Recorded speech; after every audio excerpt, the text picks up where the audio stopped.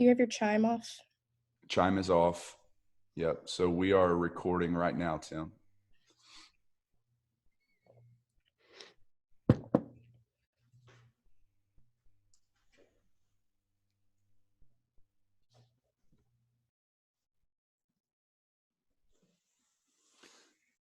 Tim is really, really good at creating awkward silences. He's a pro at it, man. Like, he is so good at that. Just creating this space where everybody has to stop and reflect and like pay attention. And so I'm kind of ruining that right now, but it's all good. Do you want to tee us up here, Justin, and then we can dive into the session? Yeah, absolutely. So I sent out the email earlier today and just told a little story, fun story, probably one of Tim's favorite stories. But about 4 years ago, I was getting ready for our family vacation, and we had it all planned out. St. Joseph, Michigan. And if you've ever seen it, it's like this storybook, picturesque little small town off of Lake Michigan. Not Lake Michigan. What is it? Maybe it is Lake Michigan. But, like, this is the kind of place where there's very little cars and, nobody's on their cell phones. It's just like this getaway, this picturesque getaway. And they've got like this romantic lighthouse on the beach. And so we had this whole vacation planned out. And then, I thought that our cash, I thought that, we were comfortable. We had plenty of money in the bank. And then all of a sudden, while we're on vacation, like, I just start getting these dings in my bank account, and I'm watching my bank account deplete right in front of my eyes. And then to make it worse, like, at the last minute, I realized it's a holiday. It's a national holiday that weekend. And so our invoices aren't going to go through. And like, I'm seeing my cash shrink and shrink and shrink, and we're on vacation and we're supposed to be enjoying it. And it was absolutely miserable. It was one of the worst vacations that I can remember. And I was just so anxious and so like on edge. Like, we couldn't even enjoy ourselves. I ruined it for the whole family, and that was right before I started working with Tim. And, that's one of the things that Tim is really, really good at. That's one of his, just not even area of expertise, not even like a zone of genius. I would say it's more than that. Like, this is one of those areas where he's really, really gifted.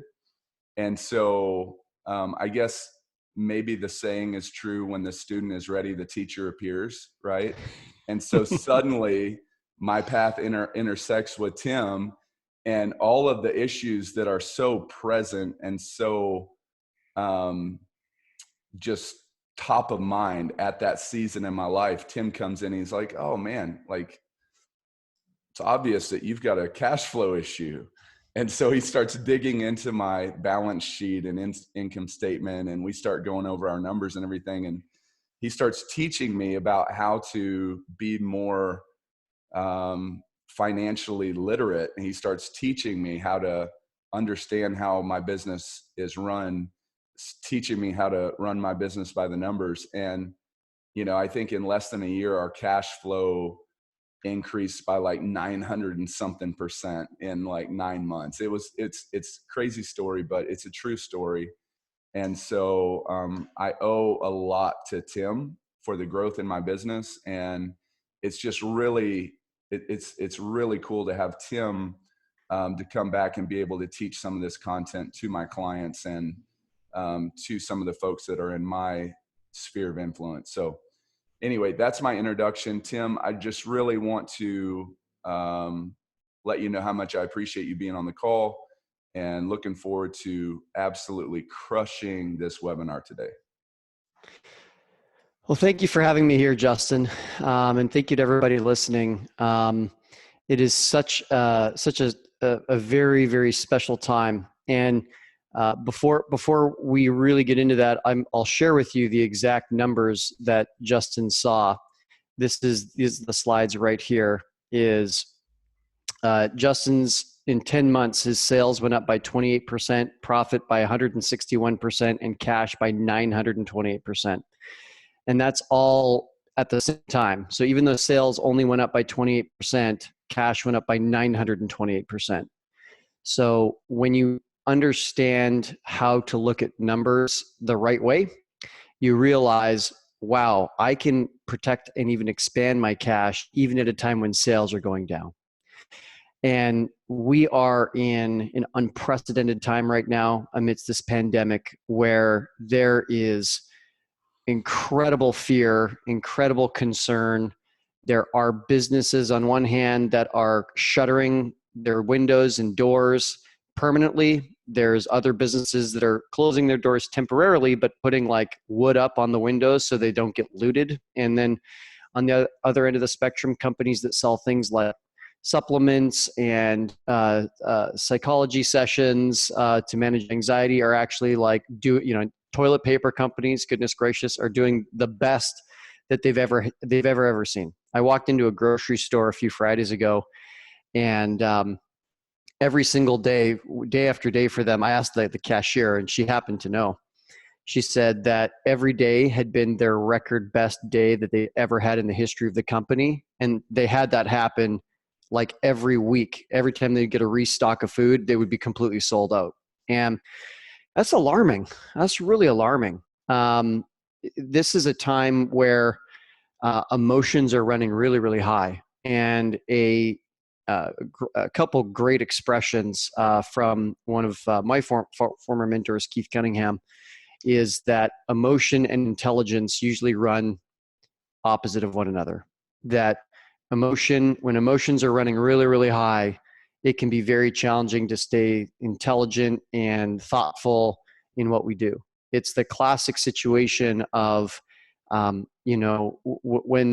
there's an earthquake or a natural disaster or fire has hit our building, it's like panic, right? And even though there hasn't been an earthquake, and even though there hasn't been a raging fire, at our door, in the alarming sense, it's very much the same. It's very much the same. And in fact, the reaction is even bigger because this is not a fire localized to one city, county, or state. This is worldwide. This is absolutely worldwide. And what it calls for is leadership.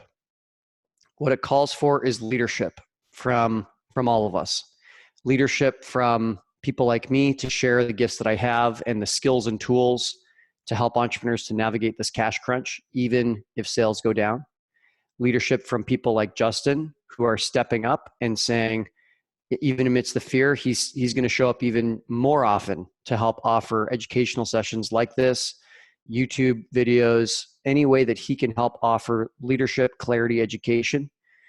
And it also requires leadership from appliance repair technicians and entrepreneurs, right? In the appliance repair field. We have technicians that we need to tell them where we see things are going. We need to give them stewardship. Technicians are wondering if they are actually going to have jobs, right? Our customers, right? You've got customers and they may be afraid to even call you because they're afraid of having a stranger come to their house, and does that stranger have coronavirus, right? So these are very, very real concerns. And so I think that there's going to be a certain percentage of the population that reacts by avoiding and getting smaller and moving away and hiding. And I think that there's, I'd say there's nothing inherently wrong with that. I would just say it's probably not the most productive right about now. I mean, everyone's justified to react the way they want to. I just think there's some ways to react that are more productive than others. And I think that those that find the courage to stand up and to be in leadership at a time like this, personally, I applaud anyone who's moving forward from a place of leadership, and to have that passion and that commitment to want to be in a leadership position is one thing. That gets us onto the playing field, and now we just need a few plays to run. Okay, we need a few tools. We need a few insights on, okay, now that we're leading, what are we leading with, or how are we leading? to make sure that we can navigate the cash crunch. A little bit about myself. My name is Tim Francis. I own a company called Profit Factory. I've had certainly a few cash crunches in my life, one of which came in the 2008 real estate crash, and I lost over $100,000, mostly of other people's money, which was devastating for me and for to my investors. Yet I told my investors that even though the market had gone away and the investments went sideways, that their investment was not with the property, their investment was with me. And it took me years, but I did pay it all off. I paid everyone back every dime that was owed to them. And I'll tell you, it wasn't comfortable, but it was true, and it was clear, and there was a step-by-step method that I went through. Now, obviously, this is a very different situation, with a global pandemic compared to a credit crunch, like with the 2008 situation. However, the stress is still real. The stress is the same, and it affects us at a macro level. How the 2008 crash affected me is I was working between 80 to 100-hour work weeks. I lost the $100,000, which was incredibly stressful. And I actually also had a mentor who ended up being one of the two leaders in a $12 million Ponzi scheme. And his business partner was convicted, faced a 25-year ban of being able to hold securities, was given a $250,000 fine, and that partner actually fled the country. So, and I saw how fast that happened, and I saw people that I knew that had invested into the what ended up being the Ponzi scheme, and people lost their life savings. It was really crushing. So the stress of all of that, and losing the $100,000, and then the exhaustion of working 100-hour work weeks came together, and I developed an illness. That illness is called erythema nodosum, and I couldn't walk for 3 full months. And it was a very humbling time. I'd gone from having multiple properties, and I'd actually won an award from my city for being one of the top 20 under 30 for that year. Back in 2009, I think is when I won it. And, to now not being able to walk, nearly double bankrupt in my personal finance and my business as well, and moving in with my parents for full-time care. And I always remember there was a couple real key moments. One was when my mom asked me if I was willing to sit on a flipped over laundry hamper, like a plastic Rubbermaid hamper in the shower, to bathe myself, because I couldn't stand. Or the alternative was my mom could give me a sponge bath at age 28. It was an awfully humbling moment where I went, wow, this is where I am. So I chose the hamper, in case anyone's wondering how that story ends, but I chose the hamper. And suffice to say, I had a lot of time to think. When you can't stand, you can't walk, to reflect on life and on business. And there's this really powerful moment where I felt the warmth in my body. I felt some tingling, and I heard a voice that said, "Tim, is this what you really want? Is this what you really want?" And in that moment, I don't know if a minute went by or an hour. This time stood still. And in that moment, I heard another voice. It was my own voice. It was a very weak voice. It said, yes. And from that moment on, all of a sudden, and it was like in an instant, all these realizations hit me back to back to back to back to back. And one of the realizations was that I'd been chasing the vanity metrics, the fame and fortune, the looking good type goals of, oh, I've got a 6-figure business or a 7-figure business, or I've won awards, or I've got this many properties in my portfolio, when what I needed to be pursuing was mastery. I shortly thereafter heard a quote that said, hell is meeting the man I could have been. Hell is meeting the man I could have been. And I think we learn a lot about ourselves. Life gives us many opportunities, and it's moments like this right now that we learn the most about ourselves, and we can gain the most in terms of skills, skill set, mindset, coaching, community, tools, strategy, and environment. All those are the 7 pillars: skill set, mindset, coaching, community, tools, strategy, and environment. And what I soon learned very, very soon after that was that the volume of sales that I had, or the number of customers that I had, all paled in comparison to the amount of cash that I had. I couldn't go to the grocery store and pay for my groceries with the number of Instagram followers that I had. I couldn't tell the cashier, "Oh, well, I've got 10,000 Instagram followers. You can have them." No, no, believe me, they say really nice things. They leave nice comments every time I post something. That should cover it, right? I can take this chicken breast and I can take this produce. I can take these bananas home if you take the followers, right? I mean, that's insanity. Of course, that would never fly, right? Nor could I say, well, I've got 15 employees. You can have the employees. I like talking to my mortgage company. You can have my employees, but I'm just going to skip paying mortgage this month, right? It's ludicrous. It doesn't work that way. It's cash. Cash is, at the end of the day, what allows us to keep our head above water. And so cash management is simultaneously the skill set that we need, and especially in a moment like this, to make sure that we can navigate the cash crunch, even if sales go down. So I'm going to share really three things today. And whether you're someone who's terrified of numbers, hates finance, avoids the accountant like the plague. I myself, I failed calculus 3 times. I was rejected from business school 3 times. I never made it in. I don't have an MBA. And yet, over the last 12 to 15 years, gaining entrepreneur skills along the way, I've learned how to manage cash in such a way that I've now helped 6 or 7 companies, multi-million-dollar companies, that avoid bankruptcy. I've been invited by Forbes to be a regular contributor on their website. And I've now grown 2 companies of my own. I've got 18 members, and we're doing well. And I'm also very relieved to say that because of the cash management that I've learned, at this moment, my companies are okay, despite the fact that we've got massive global challenges threatening all businesses, right? Some more than others, obviously. Now, I'm not naive to believe that I'm immune from ever having anything bad happen. And I think that that's just it, is no one knows which way the situation's going to go, right? No one knows which way the situation's going to go. So we have to be clear-minded to be able to be responsive, because we don't know if this thing's over in 2 weeks, 2 months, 6 months. We don't know. So the way that you stay nimble is by being clear and sober about what it is that you're seeing, and then from there having tools to respond. So again, whether you love numbers or hate numbers, have an accounting degree, or been rejected like business school like me, there will absolutely be something here for you today. And I'm going to share with you the 3 steps to navigate the cash crunch. 1 is mindset, 2 is something called the cash clarifier, and the 3rd is a cash flow forecast. Now, also, just to cover the legal basis here, I'm not a lawyer or an accountant.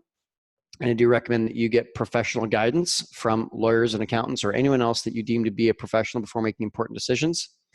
And the other is that what I'm about to teach you, I've actually taken this module out of a 3-day course I teach called Know Your Numbers. And so if there's anything about this that is confusing, just ask questions. I'm used to teaching it in a 3-day course. And so if I've missed something in kind of like taking these modules and putting them in a standalone environment like this, just let me know. And I apologize in advance if I've missed crossing any T's or dotting any I's. So let's get started. First of all, when it comes to mindset, I think that it's really important that we are urgent, not anxious. Okay. I think it's very important right now when it comes to managing cash and navigating the cash crunch. Every step along the way, it's important that we're urgent, not anxious. We require a swift hand, yes, but a steady hand. A shaky hand can't pick up the pencil or turn the wrench, okay? A shaky hand doesn't work. We need to be urgent, not anxious. If you as an entrepreneur presently are sitting at a 6 or 7 out of 10 in terms of like engagement, like you probably are not urgent enough, okay? You probably don't quite get what we're dealing with here. Likewise, if you're at like a 9 or 10 out of 10 in terms of like gripping the steering wheel that tight, you probably aren't productive. So we need to get to an 8 out of 10 and stay in that pocket of 8 out of 10. And that would be the place where we could be in full attention, we're engaged and still thinking.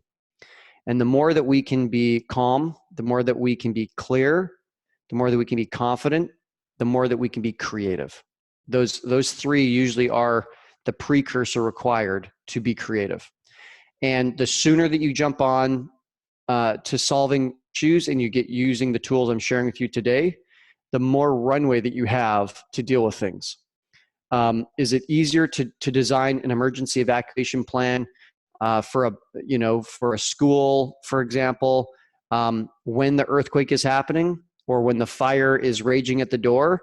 Or is it easier to prepare for that emergency evacuation like 6 months in advance or even 6 weeks in advance, right? Even 6 days can be the difference between having a really safe, calm evacuation and, pandemonium with people having unnecessary loss. Okay. So time is definitely a big deal. The sooner we can get started on putting some contingencies into place, the better. The next part of mindset, and this may sound counterintuitive, I assure you though that it is crucial, is self-care. You need to take care of your body and your mind first. You cannot run in panic mode full-time, 7 days a week, redlining your life, because you will burn out. And the most important asset in all of this is actually not cash or sales or employees, or trucks or tools or customers. The most important asset in all of this is you. You are the most important asset. You are the catalyst that leads everything else. You are, as they say in the sports world, you're the straw that stirs the drink, right? You are the one who is at cause of everything that's going to happen here. And if you go down, you got a bunch of employees that are looking for a leader. You got family that's probably looking for a leader. You've probably got even customers that are looking for service. They're looking for help. Like, if we've got an appliance, if we've got a fridge that goes down in the middle of a pandemonium type pandemic situation here, and that food's at risk of going bad, like people stock their freezers to the nines. If we don't have that fixed, we got a real problem on our hands. We have like a life-threatening potentially situation on our hands. So all of that comes back to you. You are the number one most important asset in all of this, and you need to take care of yourself. That means sleep. Sleep is a massive one. That also includes diet. If you can still get some physical activity in, if you're into meditation or anything to just like calm the mind, or prayer, right? Whatever it is that helps you get grounded, you got to keep that going. It's tempting to let it slip, but we got to keep that going. And I can't overstate how important that is. And this is coming from someone who's had the experience of burning out and being unable to walk. And let me tell you, the second that I was unable to walk, everything fell. Thank God at that time, I didn't have 8 teammates, didn't have any kids, and I didn't have a spouse to support or anything like that. So the damage was relatively minimal to those around me. But let me tell you, I've been there before. I am never going there again. And I really hope that you take this as a big, bright, blinking sign to encourage you to avoid falling down into that very dark place. Understand the situation we're in right now, the cash crunch. This too shall pass. September 11th came, the world changed, and in a changed world, we did get back to business. The 2008 housing crisis came, the world changed forever, and in the new world, we got back to business. The appliance repair industry will come back to what it was before. We'll come back to maybe even if we do things differently, it's going to come back. The revenue is going to come back. There's just no question about that. It's just a matter of time. So if there's this valley that we're facing, we need to be thinking and acting and making decisions that allows us to cast a long enough kind of like ladder or bridge to make it across the valley. Okay. So that's what it's really about here, is making it across the valley till it all comes back. So along those lines, when you get to the other side, what's going to be waiting for you there? And I think one crucial part is relationships. We are going to make it to the other side of this valley. Let's make sure that your relationships do too. I've talked to some entrepreneurs. I've talked to a lot of entrepreneurs. I've probably talked to hundreds of entrepreneurs directly or through sessions like this. And I did hear a story of an entrepreneur who said, I'm just going to cancel all my credit cards, all the automatic withdrawals. They're just all going to fail. And that way I protect my cash. And if I need to, I'll like give the people that I do want to pay the new credit card number so that I can keep getting just the things that I need. Ooh, I heard that and I thought, well, I guess that is a creative shortcut to stop money from leaving our banks. But who are you pissing off in the process? Like, really, who are you angering? And when it's a few months from now and this pandemic is now kind of contained or managed, if you will, and we've got some new ways of kind of getting back to normal life, are you going to have this just long trail of corpses behind you of people who feel slighted, and when times are good again, they're like refusing to ever work with you again? That could be customers, that could be vendors, that could be teammates, right? That could even be loved ones. So let's keep in mind that as best we can, we've got to protect relationships. And there's a way to protect relationships even if we have to deliver bad news. Even if we need to tell teammates that we're going to have to roll back hours, or we're going to have to reduce wages, right? There's a way to do about it in a proactive, respectful way where you're being candid, we're having the adult conversation, okay? And yet we can still be a part of helping our teammates. And if they need to find other employment or filed for unemployment or something like that, help them cross the chasm in the way that we're also helping the business to cross the chasm. The business must make it through, right? I get it that maybe the business won't make it through, but we gotta protect the business, because if the business goes down, then there's nothing for anyone to come back to. Whereas if the business goes instead of going down, if it just has a dip, right, and we can still protect the business with enough cash, even if we have to roll back hours, or even if we need to temporarily let someone go, like when things come back, at least there's still a business for you and all your teammates and your vendors and your customers to come back to. Like the difference between 0 and 1 is massive. The difference between 10 and 9, that's a bit of a dip. But the difference between 1 and 0, like 0 is a completely different situation than being at 1, 2, 3, 4, 5, anywhere 1 through 10. We can't let that happen. Okay. Now, early action is crucial. If you discover that you need to get a loan, act now. There's going to be a crush on the banks. There already is, and it's only going to grow. The sooner that you can get in there, the more that you're going to have access to banks' lending capacity or SBA loans or whatever wherever it is that you're going to get any short-term financing. Good. So that's our mindset. Let's move into the second part. The second part is something I call the cash clarifier. Now, traditionally, we as entrepreneurs, we think about, building a 6-figure business, a 7-figure business. I had a $50,000 month, or I had a $60,000 month. All of those are talking about sales. All of those are talking about sales. It's not talking about profit, and it's definitely not talking about cash, which is actually 3 different things. In fact, there's an old expression that sales is vanity, profit is sanity, cash is reality. I didn't come up with that. That's a very, very old expression. I've looked it up on the internet, and it says anonymous. We don't know who said it. I'll say it again. Sales is vanity. It's what we can talk about with our friends and feel good. Like, oh yeah, a big month this year, $600,000 a year, or a $2 million a year, or whatever it is. That's vanity. Okay. Profit is sanity. It's kind of a little more grounded in the true progress of the business. Cash, though, is reality. Cash is what pays the bills, keeps the lights turned on, and is what we give our staff. So let's be incredibly focused on cash. Now, a perfect example of this is, if you're doing a job for a client and they pay you right now, then that means that you sold the job on the spot. You earned the money, right? You earned the money right now because you performed the service, and you collected cash because they swiped their credit card at the end of the job, and now you've got the cash. All 3 things happen at the same time.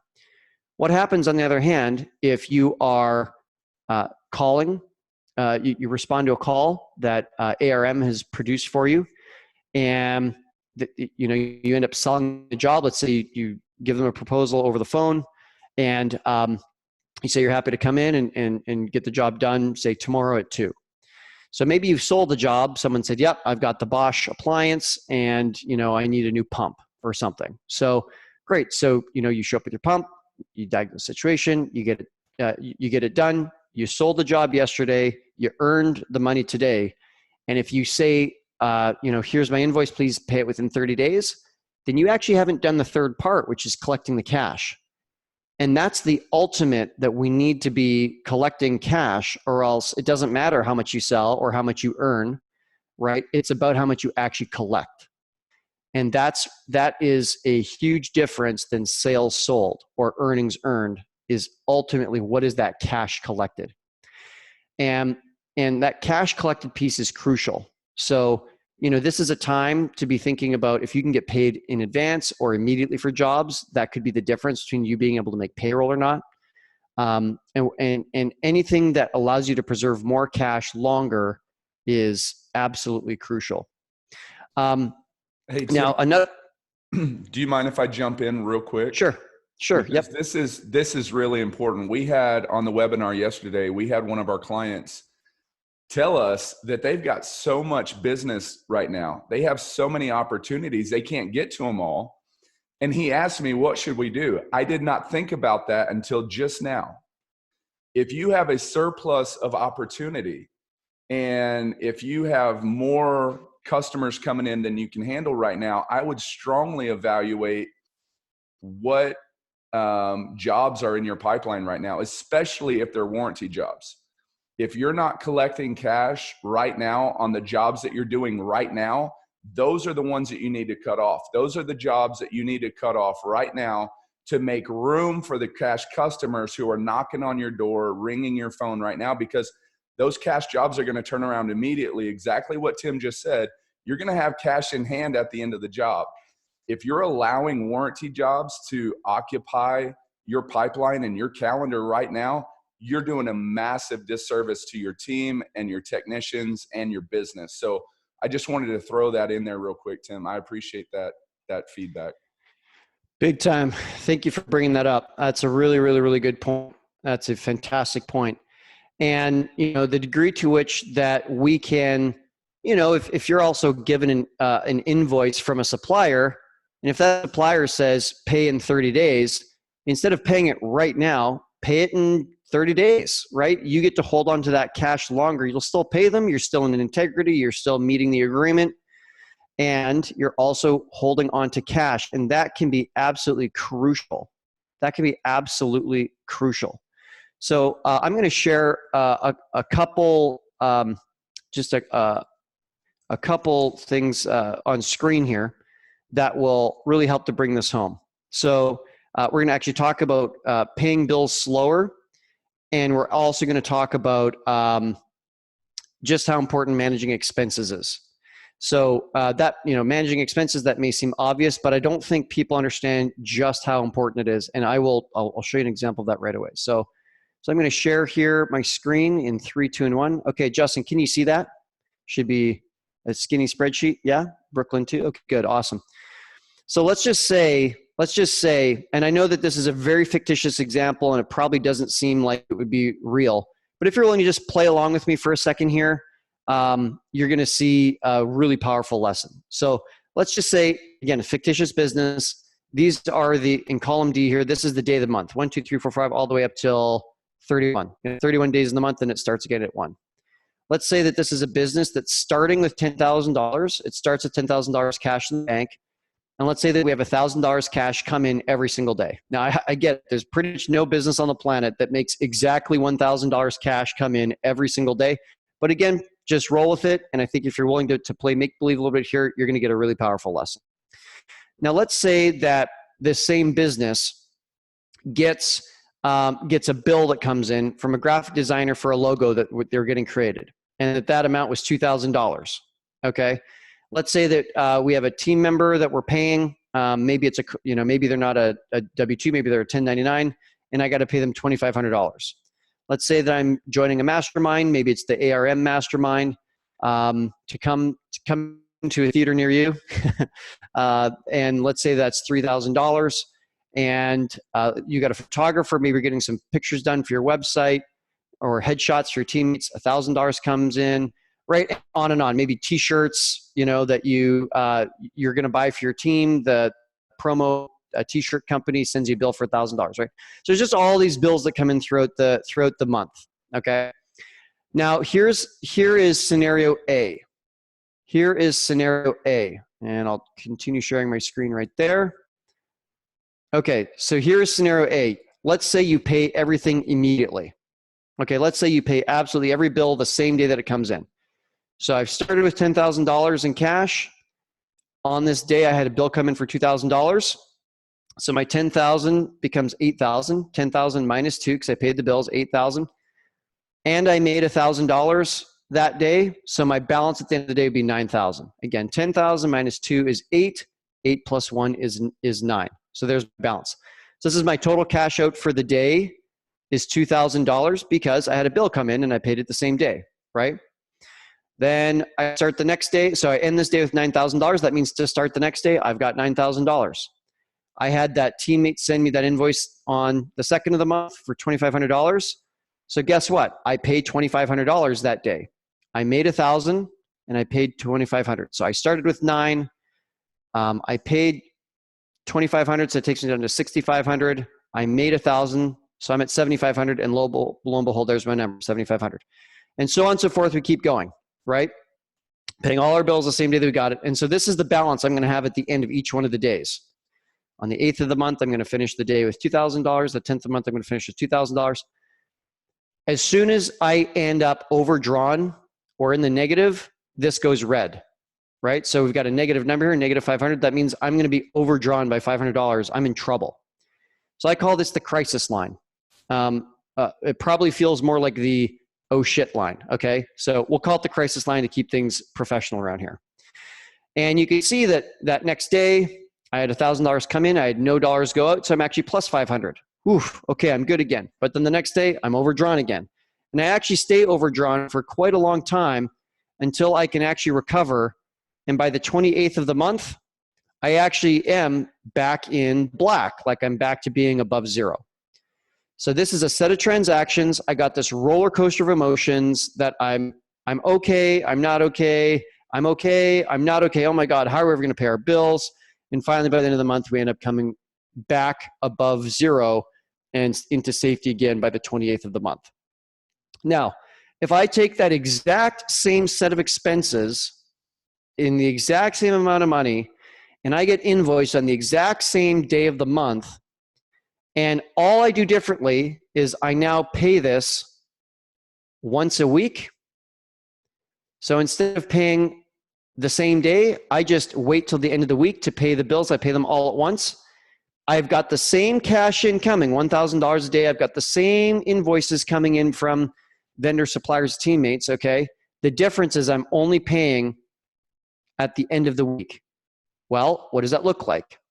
So if I've got a bank balance of $10,000 to start, I make $1,000 is 11, 12, 13, 14, 15. Cash is going up, up, up, up, up, up. And now I'm going to pay cash for the week, which is really just the sum of all of these bills that came in. It works out to $11,000. Where my mouse is circling at the bottom of the screen, you can see that it's showing if I add those numbers up, it's $11,000. That's exactly what that number is there, $11,000. Then that means $16,000. I had $11,000 go out this day, so that takes me down to $5,000. I also made $1,000 this day, which takes me up to $6,000, and lo and behold, there's my number, $6,000. And on we go, and on we go, and on we go. Where do I hit the crisis line in this scenario? Interesting. I still hit a crisis line, but it's later. I get 3 more days of peace and sanity before I hit the crisis line, right? And at the end of it all, I have fewer overall days in the red in crisis. And lo and behold, I end up at the exact same place anyways. With $1,700, I've paid all my suppliers by the end of the month. Everybody's satisfied and happy and been paid. And I just have way less peaks and valleys, okay? Now, what if I went another step further and I were to pay once per month and I was to do like net 30 with everybody, right? If I do net 30, guess what? Same exact set of invoices, if we look at the total cost of all of them, and if I look in the bottom right where my mouse is moving, it's negative 36,300. If I just pay that negative 36,300 once, all at once on the last day of the month, it's the same income, it's the same cash in, it's the same cash out, just paid more slowly. And I literally have 0 red boxes at all. I have 0 crisis at all. Everyone is still happy. Everyone got paid. I'm finishing the month in the exact same place with $1,700 in the bank. $1,700, $1,700, $1,700. All is good. No stress. Just by paying my bills a little bit more slowly. And now it's important, like I said earlier, we got to maintain our relationships. So if you're supposed to pay someone in 7 days and you've agreed to it, you've signed a contract, you can't just say, oh, I watched this webinar from ARM and this guy, Tim Francis, and I'm just not going to pay you till the end of the month now. No. It doesn't work that way. We still got to maintain our agreements and our relationships. I'm just pointing out that by moving towards paying more slowly, you get to hold on more cash and you have fewer heart attacks. Okay. So along those lines, also any new deals, any new jobs you quote, any new vendors that you may end up hiring, we want to collect the money as fast as possible. And Justin just shared a strategy with you on that. And we want to pay as slowly as possible while still being in integrity, right? While still being in integrity. So if you're now taking on new vendors or new jobs, you're getting work done for your business, whether it's, t-shirts like our example here, or graphic design or a website or whatever, then I would see about delaying that and make the terms of the agreement just as important as the price. Okay. And maybe you're even willing to be a little generous on the price if it means you get the terms that you want. That can literally be the difference, right? So that's that lesson. Now let's talk quickly about expense management. This is, and this might even be news to you, Justin. I don't think that you've seen this just yet. So very quickly, if I've got $100,000 in revenue and I've got $50,000 of expenses, that means that I have $50,000 in profit. So far, so good? Does that make sense? Yeah, everyone's nodding. Yeah, okay, good. So what that means is my profit margin. Profit margin means what percentage of everything that I make, what percentage do I get to keep, right? And if it's at 50%, and if I keep 50,000 of 100,000, that means I'm keeping half, which is 50%, right? If I was only keeping $25,000 here, then it would be 25%. So far, so good? Yes, yes, and yes. Okay, good. I'm seeing a lot of head nods. So this is the new idea. Okay, the new idea is what's called the bloat factor. And this is a Tim Francis original. You're not going to see this in accounting textbooks, or if you call your accountant and say, hey, what's my bloat? He's going to say, I don't know. What did you eat today? Okay. So this is not like a traditional money term. It is a crucial concept though. Okay.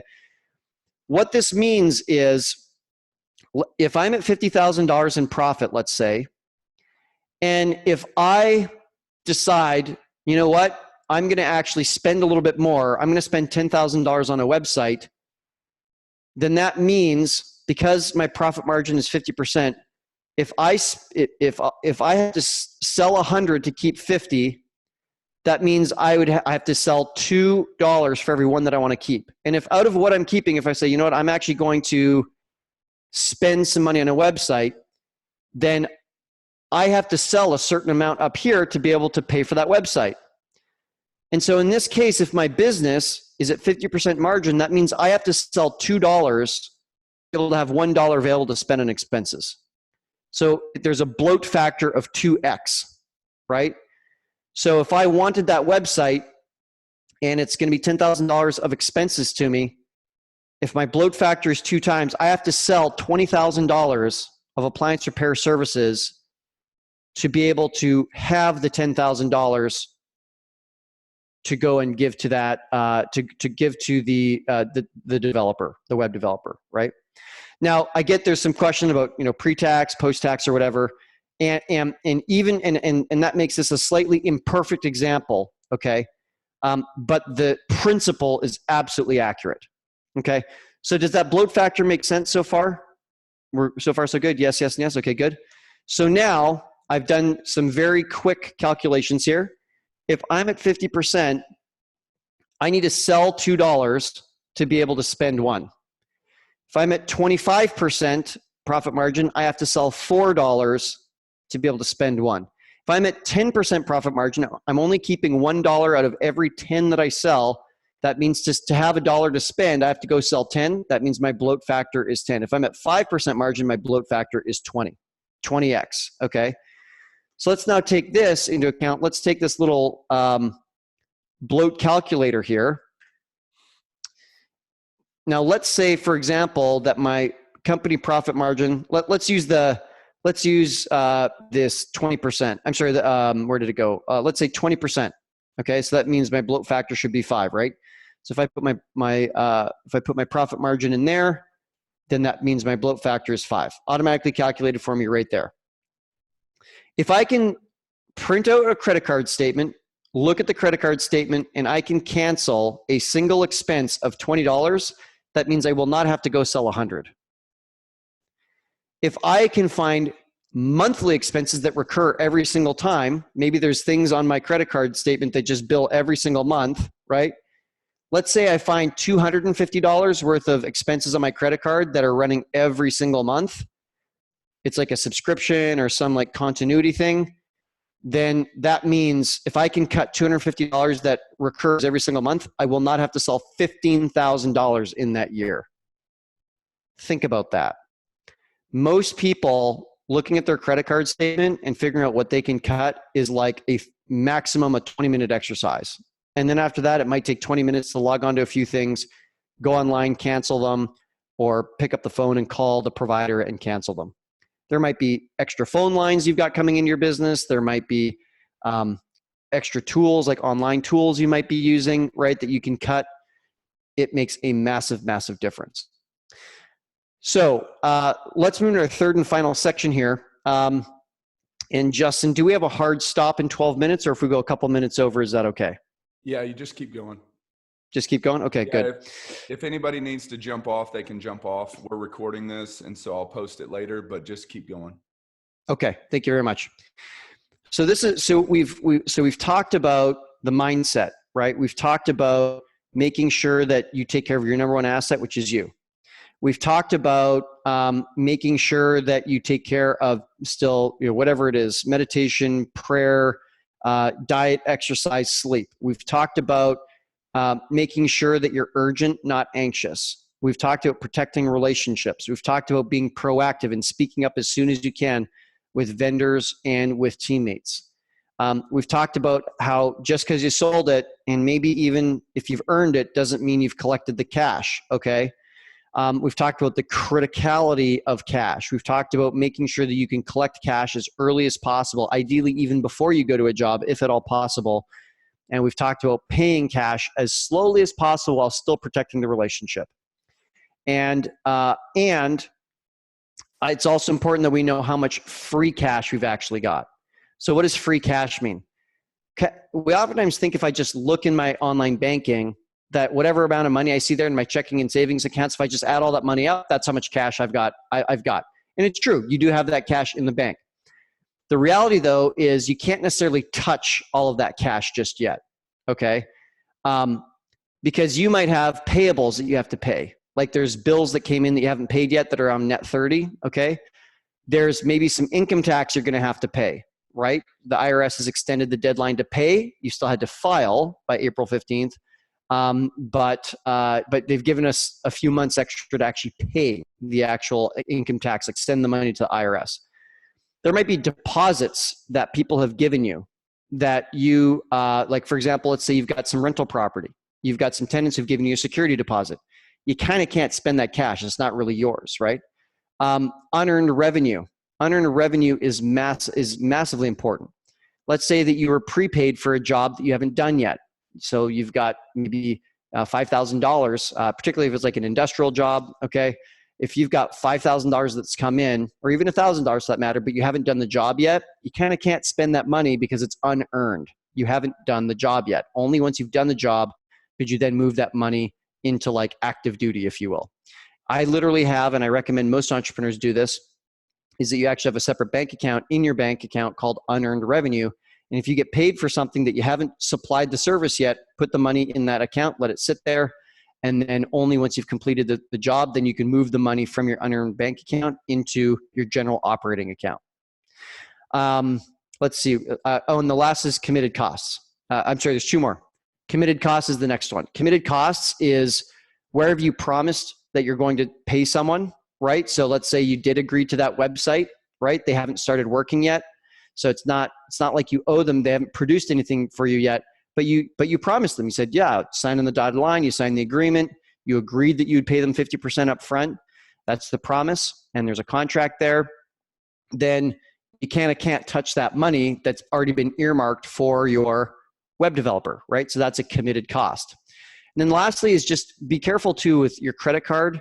Ideally, especially if your credit card's like more than 10% interest, that you know how much you're owing on your credit card, and ideally subtract that amount from the amount of cash that you've got as well. So you've got the cash to pay it off at the end of the month. Because to pay 19.99% interest is absolutely you're just getting crucified, right? And it sucks so much cash so quickly. So ideally, we can pay off all credit cards and sort of subtract that. So I'll just give you a quick rundown. So I said cash minus committed costs minus payables minus income tax, which is a payable, minus deposits, minus credit card debt, minus unearned revenue. And I guess the only other one I would add is if there's any amount of debt payment you have to pay in the next 30 days, that is part of a larger debt that you have to pay. Like maybe maybe you got a loan from a family or friend to buy a truck, right? Or to buy some tools or something like that. If you have to pay a certain amount of that debt back, make sure that that cash is available as well. Or else, and unfortunately, sometimes when we pull loans, whether it's a bank or a family or a friend member, then sometimes you're required to sign a personal guarantee. And if you don't pay that loan on time, they can start foreclosing on your house. We can't have that happen. Okay, we just can't have that happen. So just be super clear. You've got a certain amount of cash in the bank. We got to subtract these other amounts, and then we know what our free cash is. And free cash is what we can actually touch and work and play with. So a couple homework points here before we move to our final tool is if it applies to you, if you do have unearned revenue coming into your business, open up an extra bank account called unearned revenue. And also another homework item is to open up your bank account, look at how much cash you've got, and then just subtract the amount of the 7 different categories I just mentioned, committed costs and unearned revenue and whatnot, to figure out what your true free cash is, because that will give you a lot of clarity into what you can actually spend and what you've got access to at this time. So our the third part of our Navigate the Cash Crunch training today is something called a cash flow forecast tool. And if you only do one thing, actually, I'll say if you only do 2 things coming out of this presentation, number 1 is take care of your health. You are the number 1 asset. And in terms of like numbers and money things that you can do, the most important thing you can do that way is what I'm about to show you, which is the cash flow forecast tool. So I'm going to share my screen again here. I'm going to share my screen in 3, 2, and 1. And here we go. Okay. So what the cash flow forecast tool allows you to do, and I actually do have a template for this that you can download. I'll tell you exactly how to get to it in just a few minutes. First, though, if you could direct your attention to learning what is on the screen here, then maybe after that, we can shift our focus to getting the template to you.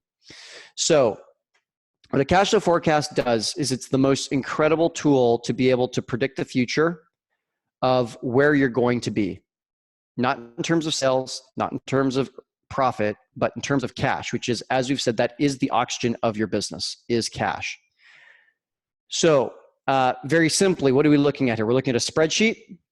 If you hate spreadsheets, don't worry about it. This is one of the world's simplest spreadsheets, and I've already put all the little auto calculations in, so all you got to do is just punch numbers in. That's all you got to do. So first things first, you're going to want to adjust the spreadsheet to make sure that it's accurate for the date range. So all this says is week. What week number? This is week number 1, 2, 3, 4, 5. So we would start this. Week 1 would be starting today. Or if you want to start it for Monday, that's fine too. Whatever feels natural to you. The point is this is week 1 starting more or less right now. Okay. And so therefore we need to put today's date on. So if we look at the date, today is March 26th. So I would just click here, and I'm going to just go forward until I get all the way to March 26th and select it. So I've selected March 26th of 2020, and then the start of the next week. So seeing as today is a Thursday, March 26th, I'm actually going to go edit copy. I'm going to paste that over here, edit paste, and that's going to give me March 26th. Now I want it to be 1 week later, so I'll double click on that. It'll give me the little calendar. I'll go 7 days later, April 2nd. Now actually if I highlight the two of these, I drag this across. This now updates all the dates. It's exactly 7 days apart. Magic, right? Super easy, super, super easy. It's all 7 days apart. So that's it. That's the first part. That's all you need to know. The next part that you need to know in this next step is, and the way that I'm teaching this is one tab at a time, but you're gonna get access to just this final product, which looks like this, okay? And you'll only have to update the dates once. Okay, so backing up, we need to print out our credit card bill and bank statement, and just say, on average, what is the average amount of money that goes out every single month? And I'm going to pull out any really big time, like one time or occasional cash out situations, right? So if you had a big tool buy, if you had a big marketing push that was not typical for you, you bought a website, you bought another truck, okay?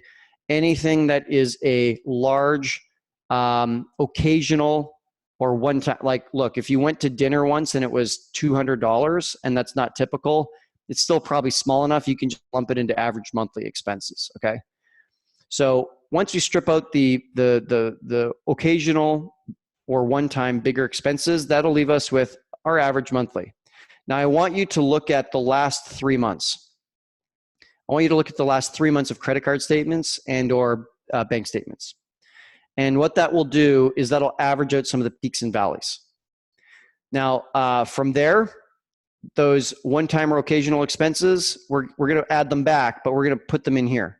So if you figured out that your $10,000 a month is your average typical kind of cash out, then I would put it in for the first of the month is, let's say that that's when, I pay my credit card is on the first of the month. So the first of the month is here. So $10,000 there. August 29th, the week of August 29th gives me the week of September 1st, right? So it would go in here. September 26th has the week of October 1st. So then I put my $10,000 there. All those one-time or occasional expenses that I had stripped out, I would put them back here. So this is the one-time or occasional expense that I see coming up, right? So when we look at our credit card, we're looking at the past, and we want to strip out any one-time or occasional expenses. Now we're actually looking into the future. Now we're looking into the future. So if there's anything from your credit card that is going to repeat and is going to happen again, then you would start putting it in here as one-time or occasional. And maybe you've got some committed costs, or maybe you've got other one-time expenses coming up that that you're expecting in the coming 13 weeks, in which case you'd put those in. So, maybe there's a workshop that you're attending, right? And there's some education that you're getting. Maybe maybe you need to pay a contractor, or maybe you need to, buy more equipment or something like that. Whatever it is, just put the name of it here. And then from there, put in the amount that you're expecting to pay in the week that you're expecting to pay it. So far, so good? Thumbs up? Yes and yes. Okay, good. Awesome. Great. Then from there, this next section, we're going to do pretty much the same thing, but now instead of cash out, we're going to talk about cash in. Now, I understand that maybe it seems like you don't have a repeating amount of cash that comes in, okay? But I would suggest that if you were to look back the last 3 months, there probably is an average amount that you're typically bringing in. Even if it's different customers, this isn't the same customer giving me $3,000 every 2 weeks. This is the collection of customers. And maybe this is, Jim, Sue, Doug, and Paul that paid me here. And this is Mary, Joseph, Gino, and Stephen. It's different people, but it just seems that there happens to be a kind of a consistent amount of cash coming in, every month or every couple weeks. And so you put that in. And again, you're going to take out any one-time or occasional spikes from what's worked in the past to come up with our average. Whatever that average is of the past, we're going to plot it in, every month or every couple weeks, whatever kind of makes sense to get that in here. Then from there, we're going to add in whatever occasional or one-time revenue we see coming up. So, if there's been, if there's been a natural disaster in a particular area and that you're doing a bunch of insurance work, then you might have a one-time spike because you're going to be really busy in that one area. Or maybe if there's one particular dishwasher that has like a total product recall and now you're really going to be busy for the next 4 weeks, then put it in for just the next 4 weeks. Whatever it is, you'll put it in here, you'll put the name here, and then from there you will put in the amount of cash that you think is probably going to come in, the number of jobs you think multiplied by the size of the job. And look, it's not a perfect science, okay? And you may not get it down to the dollar or the penny, and that's perfectly fine. All that we're looking for here is to get the big picture and to get the broad strokes of where we think we're going to be safe in terms of cash and where we think we're going to get ourselves into trouble in terms of cash. So then from there, the next thing you're going to see is you're going to just make a total. So this is how much cash came in for the week. So if I add 3 plus 5 plus 1 plus 500, and we look at the auto sum in the bottom corner here where my mouse is kind of rotating in the bottom right, it says sum 9,500, and sure enough, it's 9,500, right? And that's just for that week. So if I look at this week, you can see obviously there's $0 that came in, and so sure enough, the weekly cash in is 0. Here, 3,000, sure enough, the total is 3,000. And this is all auto-calculated, right? So whatever you put in here will automatically show up there, provided that it's inside of these kind of 4 lines. And if you got to add a line, then I would just add it right here. You got to add a line. So now, whoops, wrong box, this box here. You'll see that it's whatever the new things you're adding is still included in the formula, okay? Let's just back that up. Okay, so likewise down here, we've got our weekly cash out, right? So, and again, this is just for these 7 days. So in these 7 days, I had $10,000 go out. In these 7 days, I had 17,500 come out. This week over here, I had $10,000 come out. And so that's there. Next up, we're going to create what's called our weekly cash flow. So for all the cash that flowed in and all the cash that flowed out, what's the net of the two? And we can see that it's negative 500 for this week because our net in minus net out, our net in, our amount in minus our amount out equals our net for the week. 9,500 minus 10,000 is negative 500. And again, this is just for that 1 week. So for example, this week here, we had 0 come in. We had 17, we're expecting 17,500 is going to go out. So we're expecting that our cash situation is going to get worse by 17.5. So then from there, the next step we're going to see is we're going to add, so all this is the same. The only difference is I've now added this blue box right here. And in here, you're going to put your bank account as of today. So remember, this cash flow forecast starts as if this is like right now, this is week 1. And so we're going to put our cash in that we're starting the first week with. So what we see next is this $5,000 here becomes our start cash for the week. And we already know that we had net cash for the week because we already knew that 9,500 minus 10,000 was negative 500. So we know that most likely we're going to end the week at $4,500 cash, approximately. Like it might be a little bit higher, a little bit lower, but it's going to be around $4,500 positive. Now I'm actually going to drag this the whole way across as same thing with the start cash, and we're going to see what happens. So keep in mind that the cash I have today is the start cash for the week for this upcoming 7 days. This is the end cash I'm expecting to have by the end of the week. The end cash of the first week becomes the start cash of the next week. Then the end cash of that week becomes the start cash of the next week. So you can see it's the same number. Negative 500 is negative 500. The end cash for the following week becomes the start cash for the next week. Plus 2,500 is plus 2,500. And on we go the whole way through. So we get ourselves in trouble. Remember I talked about on that other spreadsheet about when we hit the crisis line. So what I've done here, just to make this super easy to see, is anywhere that we have a negative cash at the end of the week, we change it automatically highlights as red.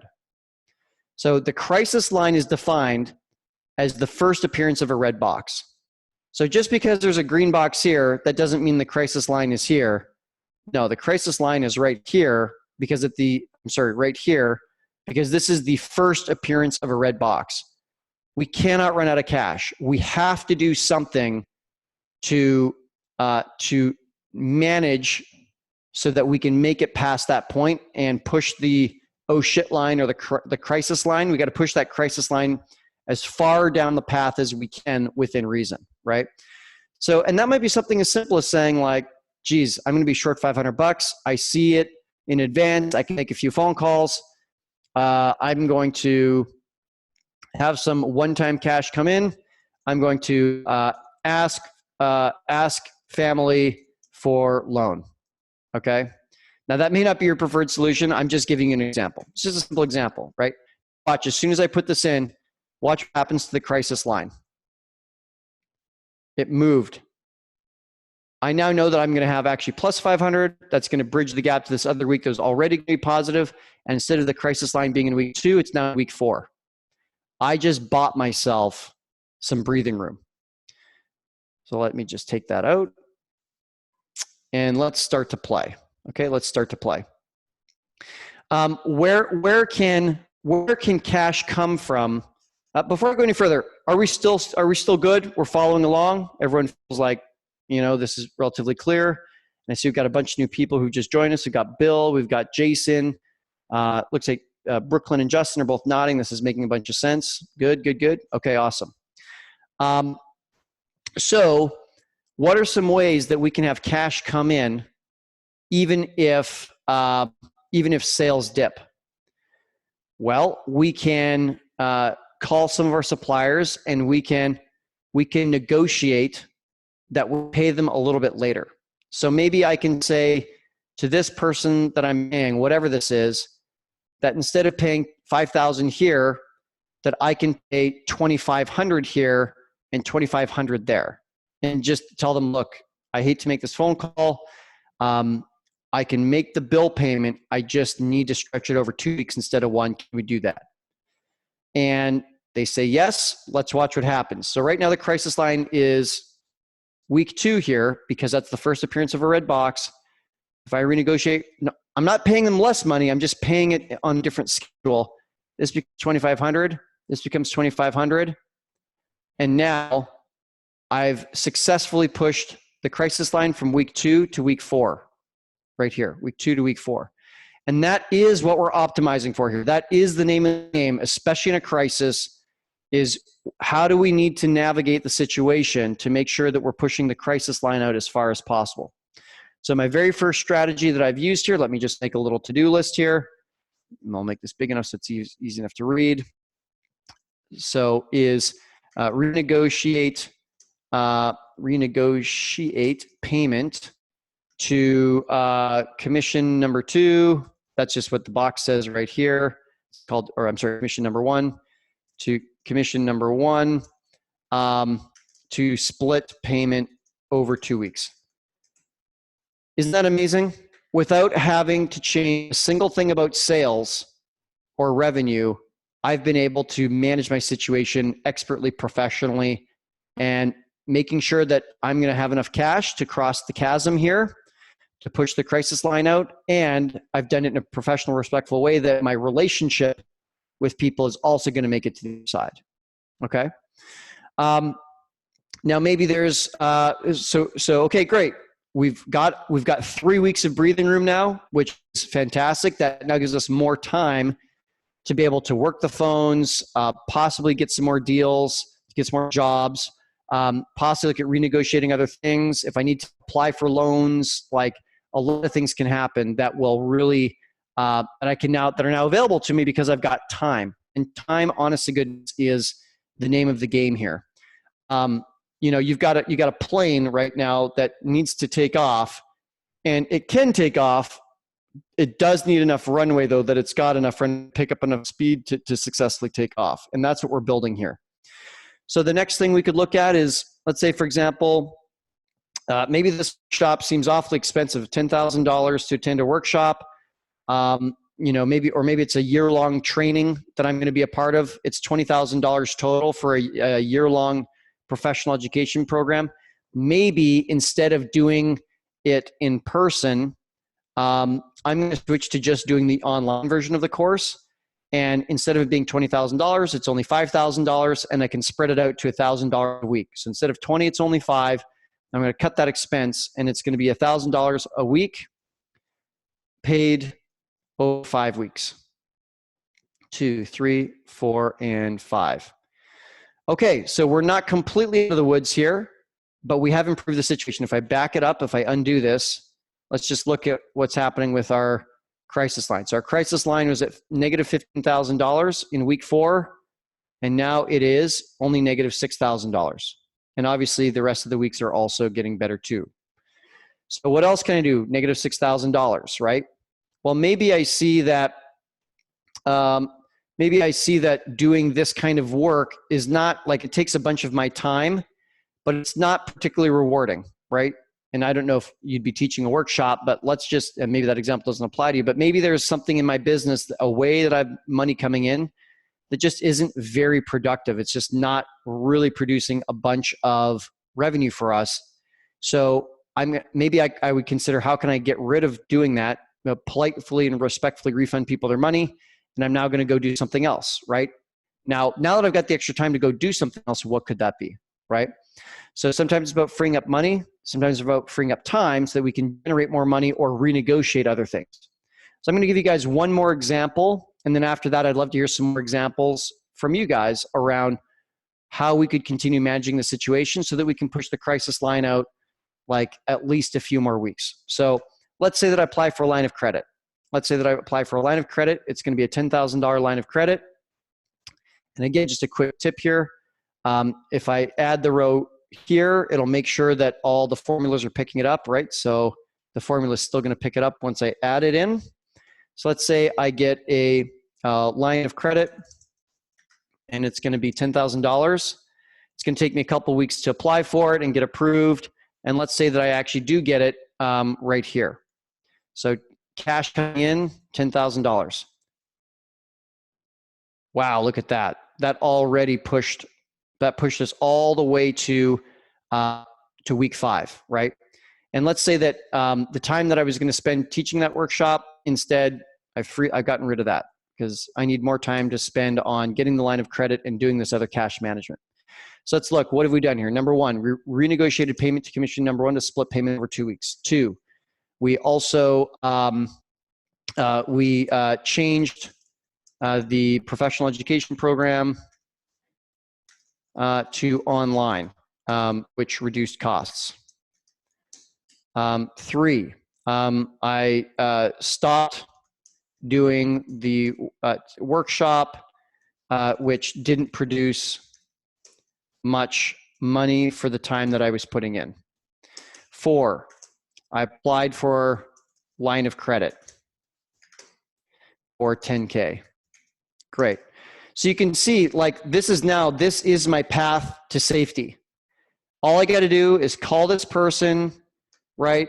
Call this program, send an email or plan to not do this low profit, low margin activity, and give the bank a call. You can do this in an afternoon. In a single afternoon, I have now literally not only created my path to safety, but I've also executed on it so that now I know that I'm safe for the next 5 weeks. It's clear, I can be confident, I can be calm, and now I can get even more creative, right? I can get even more creative on how I can now maybe launch new things, generate some new campaigns or revenue. Maybe I contact ARM and I say, guys, in the next 4 weeks, do you think you can generate some leads for me? What would that look like to generate some more stuff, some more revenue up here in the top line to see more cash coming in sooner? Because the reality is if you are not an ARM customer, it's going to take a little bit of time to get on their calendar, have a meeting with, have them bring you in, have them understand your business, have them set up some campaigns for you, have them, begin the process of, like, like they're fast and they're effective. And I've seen just the incredible results that they get. And I think it's safe to say they can't do it in 24 hours if you're a complete stranger and they've never met you before. Like you're probably going to have a call with the ARM team to even just get onboarded, right? So sometimes we just need a little bit of time to get things rolling. And so, you now have an opportunity because you've got a little bit of time, because you've created this runway for yourself to be able to throw other levers. You've been throwing some levers in your business. You've been able to pull certain levers and say, okay, we're going to pull the cut expenses lever. We're going to pull the renegotiate payables lever, right? Maybe you can even get paid earlier on certain jobs, right? So we can see that this is our crisis line here. Maybe if this is a job that I've got here that I'm getting paid over time, maybe it's 1, 2, 3, 4, 5. So let's oops, I'm sorry, that's cash out. A cash in. So let's say this is job ABC. If I'm getting paid $1,000 here, and let's just say for fun that they were going to pay me $1,000 out here, maybe I could tell them we're happy to do both jobs at the same time while we're on site. Instead of it costing you $2,000 total, then we'll charge you only $1,750. However, we're going to need all the payment on the first job, and this becomes $1,750. So now we're actually collecting money sooner, right? So, collecting money sooner, it's another lever we can pull, right? Getting more leads coming in, working with ARM to make that happen, that's another lever you can pull, right? So we just got to know which levers we can pull in which order to literally map our path. Now, I'm open to one or two more ideas. If anyone has any other creative ideas on what else we could do to keep pushing the crisis line further out, you can just unmute yourself and say hello and give me your idea. And if no one wants to share any ideas, that's perfectly fine. I think we do get a sense of what's available here, and then we can move towards completing the training. What do you think, Justin? There's a few levers. I mean, yesterday we did a webinar that's all we talked about was different levers that we can pull. Answering the phone, making sure that calls aren't being missed, or that calls aren't going to voicemail, following the system that we provide our clients for booking the appointments. That's a huge lever. If you've got leads coming in and you're not booking the job, then there's cash that's just dripping and leaking out of your business. Another one that we didn't talk about yesterday, but I think is really critical, is at the end of the day, all this comes back to measuring what matters. If you're not measuring it, then you can't improve it. And so it's not just cash, but measuring everything from the brands that you service. Maybe there's certain brands that you service that you can't get parts for 7 to 10 days. And so therefore you're running those jobs, but you can't complete the job because you don't have the part. And so you're not collecting the cash, right? There might be other brands or types of appliances that for whatever reason, there's just not very much margin, right? And so right now, with everybody in crisis mode, I don't know if this is true for every business, but there very well could be a surplus of opportunity. If there's a surplus of opportunity, think about the jobs that you can collect the money on the fastest, right? So if you know that there's a delay in ordering parts, or if there's a delay in being able to, maybe there's certain jobs that are a one-trip job and it, right? If it's a one-trip job versus a two-trip job, maybe you want to consider putting those two-trip jobs on the back burner for right now and just loading your schedule with one-trip jobs. Or maybe there's appliances that have higher margins than others, right? Or maybe there's neighborhoods that are higher income neighborhoods versus lower income neighborhoods. If you're going into, if your schedule is full of lower income neighborhood, full of jobs in lower income neighborhoods, and your margins are smaller in those areas, there's a lever right there, Or here's just one more idea that I'll toss out there is you should be evaluating your technicians on on a comparative basis, right? You should have a similar spreadsheet like this that tracks your tech's performance across the board, and you can start to see which technicians are more productive than others. How many jobs are they completing per day, and what are their margins per job? What's their average ticket per job per technician, right? And you can start to see, you would be shocked if you're actually paying attention to your numbers in your business. There are probably some technicians where you're maybe not making any money at all, right? And you're loading their schedule down with jobs, and at the end of the day, they're not making you any money. There could be brands that aren't making you any money. There could be neighborhoods that aren't making you any money. There could be appliance types that aren't making you any money. Those are all levers that you have available to you to pull in your business that could help you generate more cash at the end of the day. I love that. I really, really love that. I'm quickly throwing together a quick analysis spreadsheet here. This is fictional. Okay, this is fictional right here. And I am not an appliance repair person, so please forgive me if this is completely not based in reality. Please don't let my lack of experience and education in appliance repair hold us back from really getting the lesson here. So I'm just putting in a bunch of fictional numbers here, and we're going to say that we've got different appliance types, right? We've got appliance type. If this is a brand, this is the amount billed, right? So I'll just highlight this and I'll turn this into cash. And then from there, this is the invoice number or the job number, okay? And I'm just going to grab this like so. I just want to show you guys how fast this can actually happen. Is I can, well, let's say that you run a sales report out of your software on all the jobs that you've got. So we've got invoice 1 through 18, so job 1 through 18, appliance type, and amount. You can actually create very quickly a summary to say, if I'm looking at how many jobs I have based on fridge versus stove versus microwave, right? And let's say I want to know how many deals, how much money am I generating servicing Bosch versus Whirlpool, Pool versus Kenmore. Okay, and if I want to create like a little summary table here,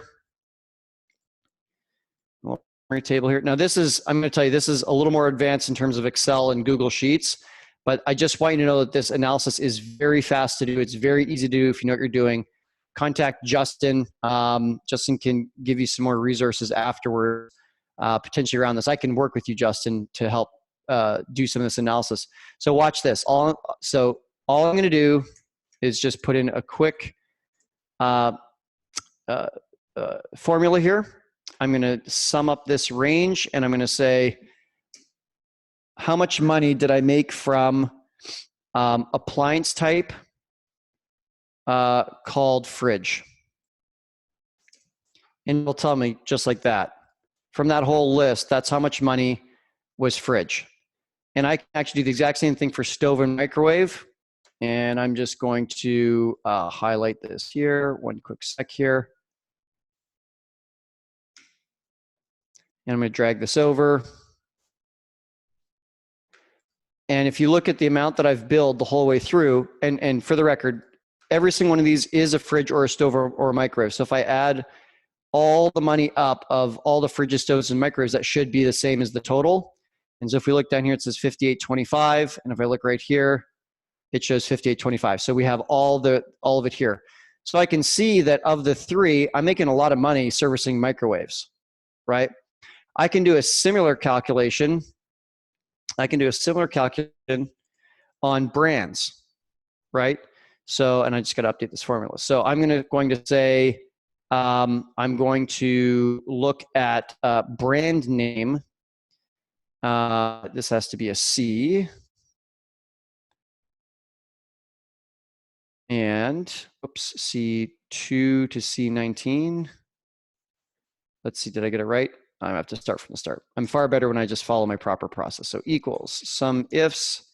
I'm going to add up all of anything that shows up in here, that in here matches this here. And I'm going to highlight this here, just like that, and drag this across. Right? So lo and behold, I discovered that Bosch makes me $3,000, whereas Whirlpool's only $1,233 and Kenmore's only $1,498. Like, how long did that take me? Right now, obviously, I know how to do it, but it's not hard to learn how to do that. And I'm sure Justin, Brooklyn team, can provide. I can provide them with some resources they can provide to you around how to do this kind of analysis really quickly. So, but to Justin's point, you might look at this and go, "Geez, Louise, Bosch. Bosch is way more profitable than the other two. How can I focus on doing those jobs and put those at the top of the list?" Is that helpful, Justin? Oh, I think Justin might be muted. Yeah, sorry, I was muted. Yeah, that's super helpful. And this is, again, Tim's not an appliance repair guy, so just keep that in mind. But the reality is the principle here is the same. You could do this for neighborhoods. You could do this for zip codes. You could do this for your technicians. There's a lot of levers that you can pull whenever you go back into your numbers, and you can start to see where you're profitable and where you're not.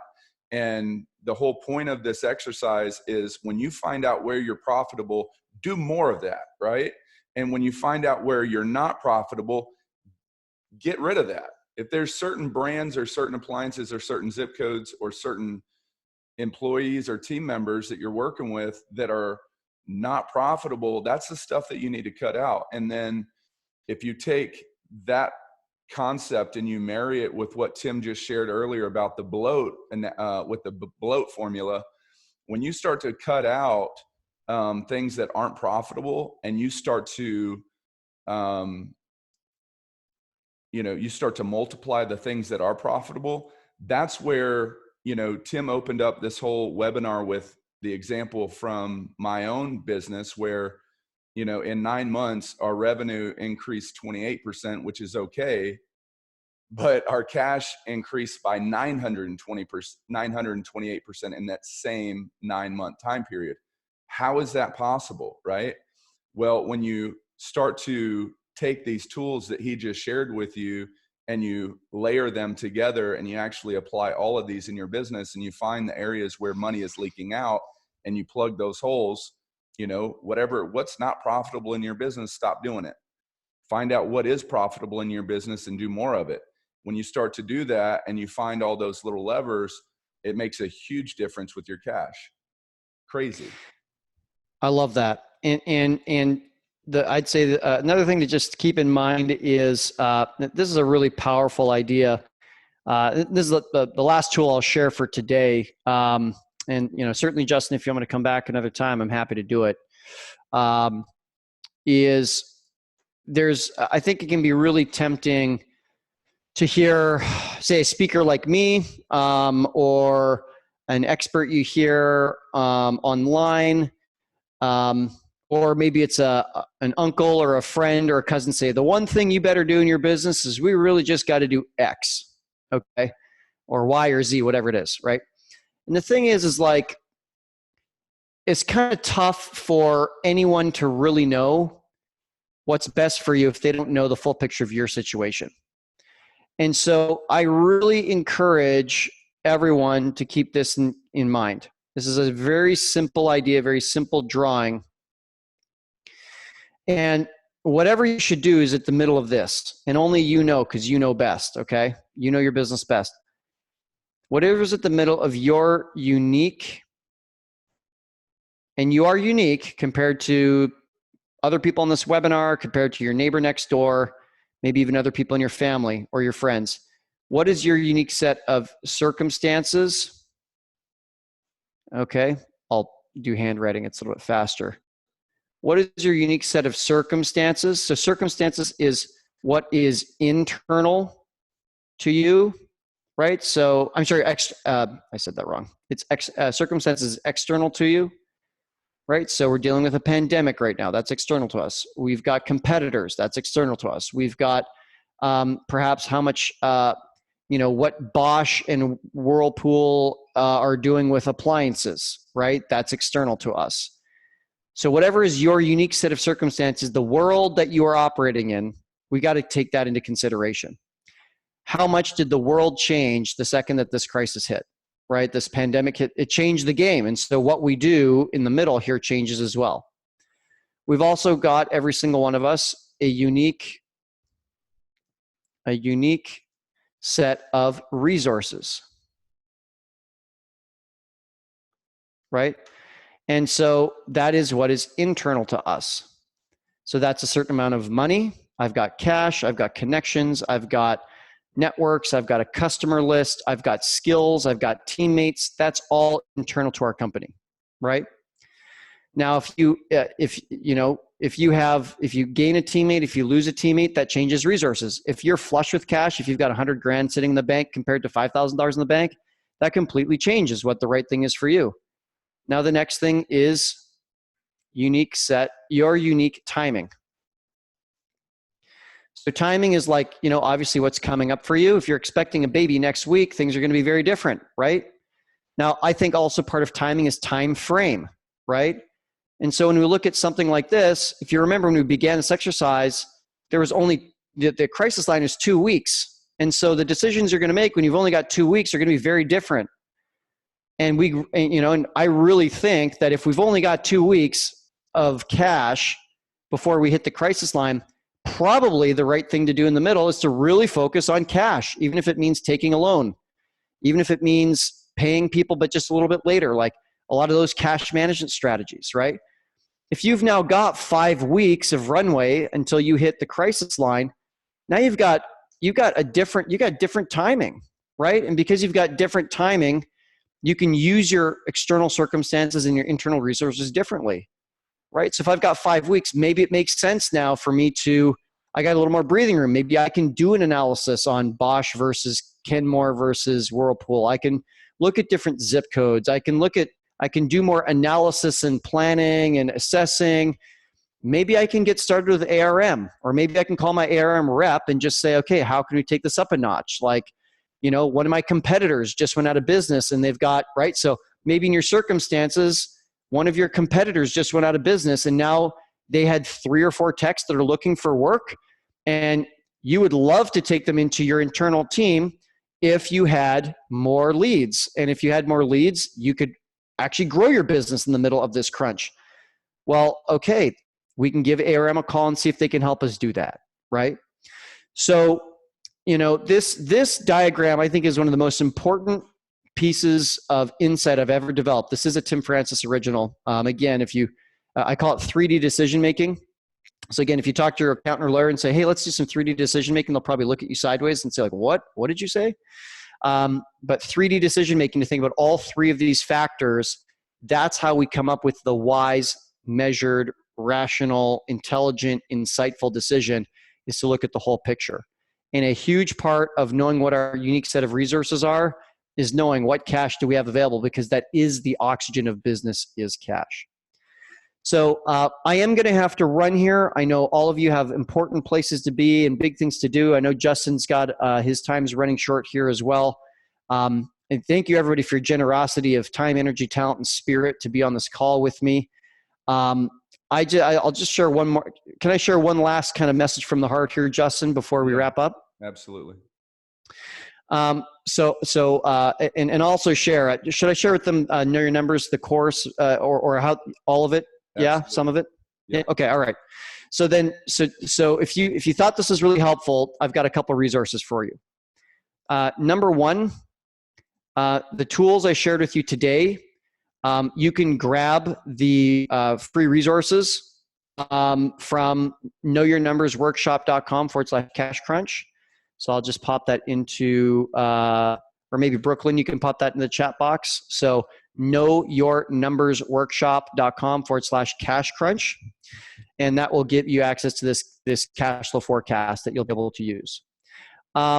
Secondly, as I mentioned at the very top of the call, this specific module that I just taught you, actually I taught you a couple modules today, is part of a larger 3-day course that I've got. And that course is called Know Your Numbers.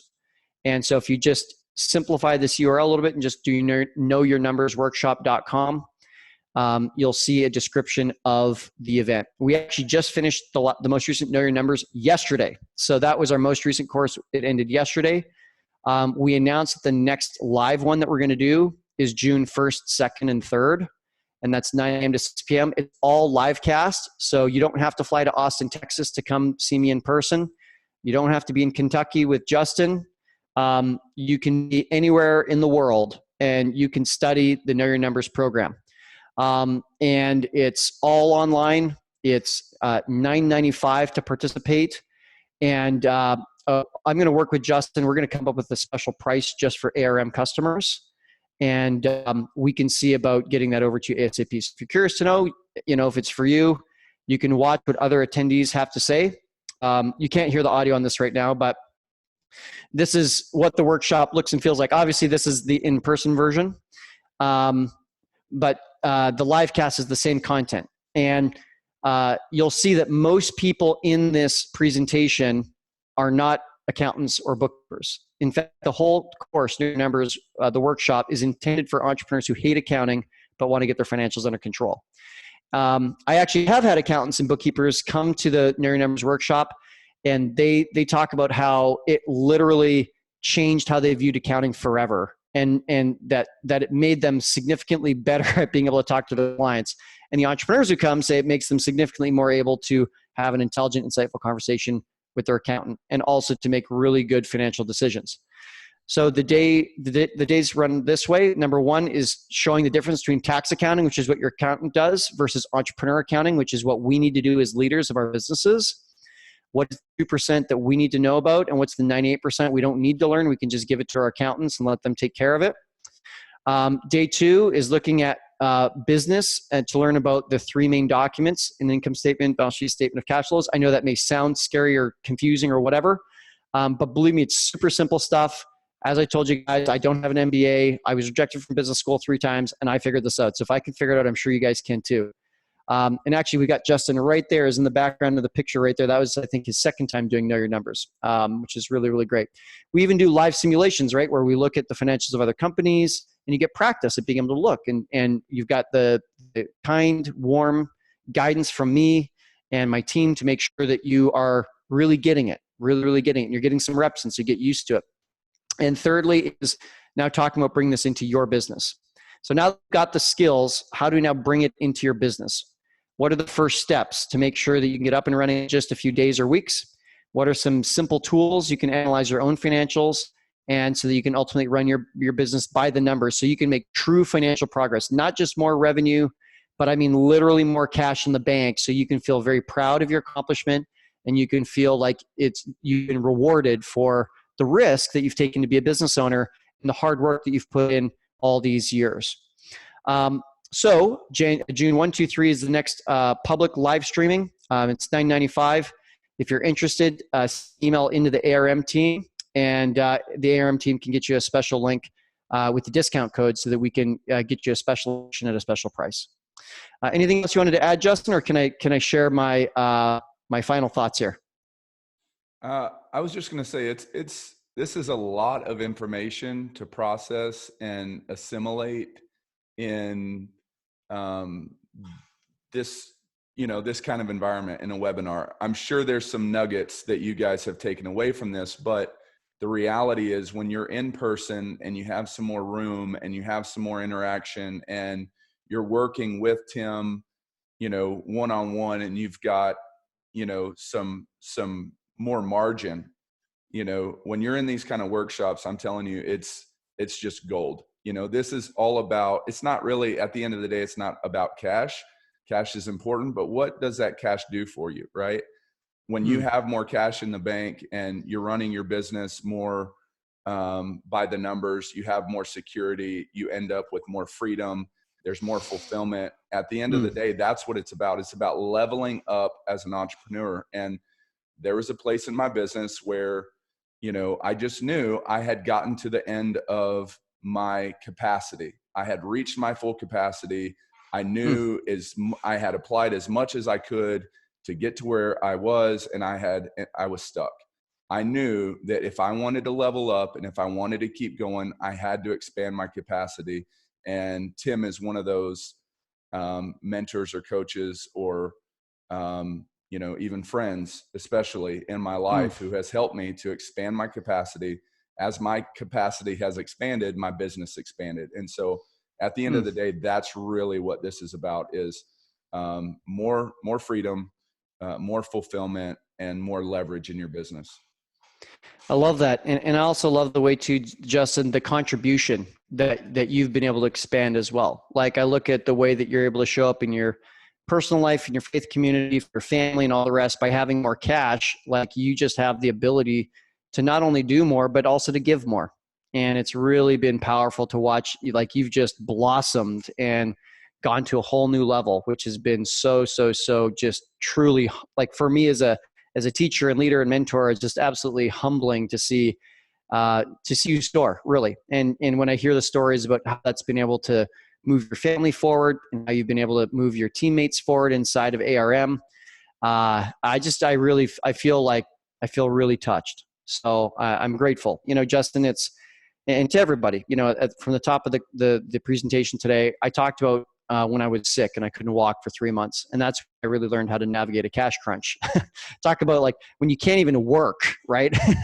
When you can't work virtually or in person or anything at all, that's sure a time when you learn about navigating cash when you can't make any revenue. And how I slowly kind of made my way back. And if you recall at the top of the presentation, I shared that during that time when I was sick, that I heard that quote that hell is meeting the man I could have been.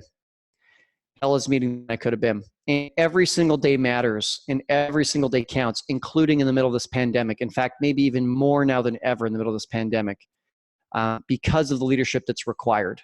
And we need entrepreneurs to step up, and we need entrepreneurs, business owners, to be the bright light, and to be able to do that, to be the bright light, we need skills. Like, so to Justin's point, if we've got a cup, right? If we've got a cup of water, there can only be as much content inside of this cup as there is context. The bigger the cup gets, the more water we can hold. And so I think that whether you choose to take advantage of our free resources, and thank you, Brooklyn, for putting the link in, or whether you choose to actually move forward into doing some more training to learn even more, knowing your numbers. Either way, I just want to acknowledge every single person on this call for the leader that they are, for the powerful human being that they are, and for really making every single moment count. Because I can tell if you're on this training, you care about doing well by your customers and yourself and your team and your family, and you're really stepping up. So I thank you. I see every single one of you. I appreciate you, and I'm cheering you on as you move through this time of transition. Thank you so much. One more thing. We are going to have a link where we can get these resources into your hands more readily, but this is not something that you want to put off right now. This is an opportunity. Strike while the iron's hot. Don't shrink back. Step up. You need this training. I'm telling you, if you're on this call, you need this training. And it would be a disservice to you if we didn't put that much emphasis on it. You need this. So we'll have these links for you in a follow-up email, and we appreciate you being on the call today. Awesome. Thank you so much, Justin, Brooklyn, the whole team, and thank you everybody who came. Thank you. Thanks, Tim.